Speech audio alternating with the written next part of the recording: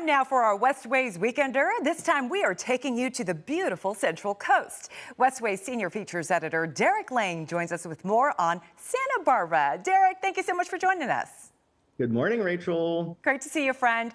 First question, people like me, people who haven't been to Santa Barbara recently, what's new there?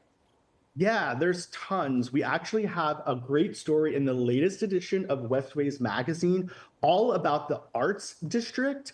This is formerly known as the Historic Theater District. It recently underwent a bit of a rebrand to be more inclusive of all the arts in the area. So not only performing arts, but fine arts, fashion, design, the culinary arts, representing all of that. This weekend, the city is actually hosting the 40th anniversary of the Santa Barbara International Film Festival, but old school theaters like the Granada, the Arlington, the Riviera, the Lobero, these are wonderful places to catch a show, an opera, a symphony all year round. Really great inspiration to plan a trip around. So many cool things. Now, Derrik, you had me at design and fashion, so tell us what the shopping scene is like. Yeah, there's lots of fab vintage shops, galleries, and one-of-a-kind boutiques all up and down State Street, which is sort of the main thoroughfare. And even in the little like walkways and courtyards and paseos, you can find lots of local places. A couple of standouts are Catherine G, who does women's wear. She's based in Santa Barbara. She's really known for her bold prints and simple silhouettes. And she's got lots of celebrity fans too, like Halle Berry, Charlize Theron, Jessica Alba wears a lot of her stuff. Now for menswear and denim, Ace Rivington is a really great option. They do comfy crew necks and flannels, but they're really known for their bespoke denim. It's crafted by Bo Lawrence, who is the former head designer from Guess. And he is all about custom tailoring and making sure you get the perfect pair of jeans. And he also offers a lifetime guarantee, which is awesome. I got a pair yesterday, and they're already my favorite pair of jeans. I'm sure you are rocking them. You know, Derrik, of course, State Street is a mecca for shopping, and it's so wonderful to support the local businesses there. Besides shopping, what are some of the other activities that are new?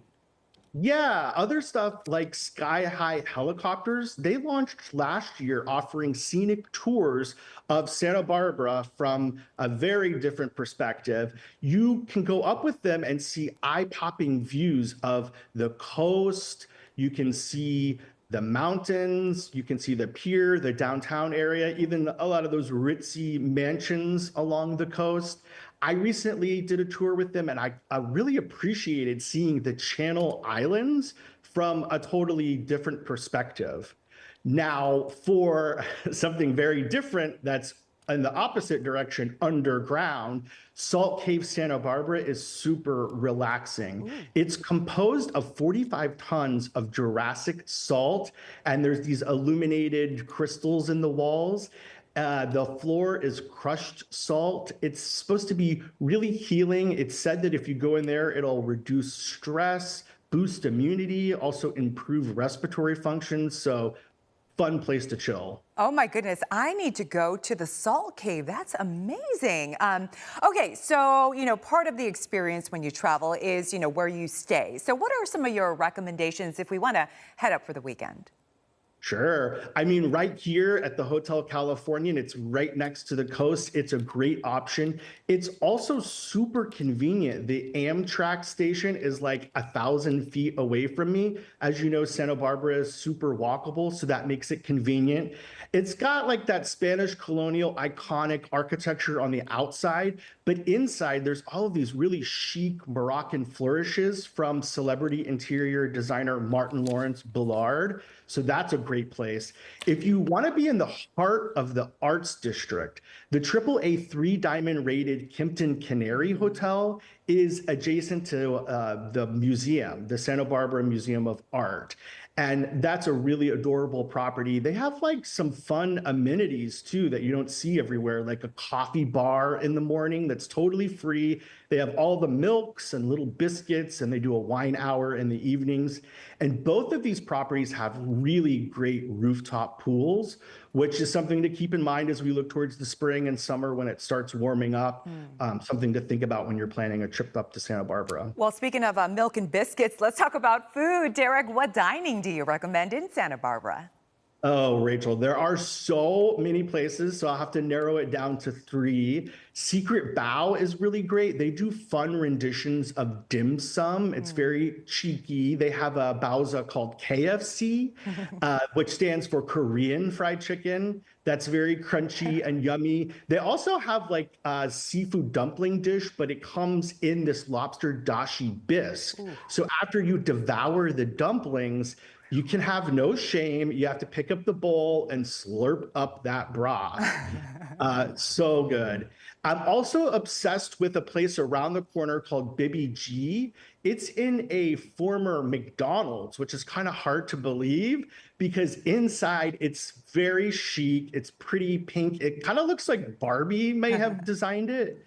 The cuisine there is inventive Indian food. So they've got dishes like a biryani with made with uni, which is, a Santa Barbara staple. They do dal makhani with like really divine creamy black lentils. It's made from a family recipe. So good.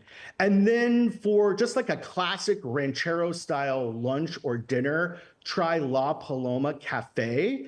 John Parker recently joined the team. He's the new executive chef there, and he's already imbued the menu with some of his flourishes, like a really succulent roasted chicken with white barbecue sauce on top. And then he does this skillet cornbread served with, that's it right there, with the honey. That honey has little flecks of Aleppo salt in it. It's heavenly. I told Chef Parker, I was like, can I please have a bathtub filled with this honey? So good. I'll take it too, and there is no shame in my food game, so I'll take all of the above. Derrik Lang, thank you as always for joining us. Thanks, Rachel. All right, and you can find all of the information on each spot we highlighted on our website, kcalnews.com/SeenOnTV.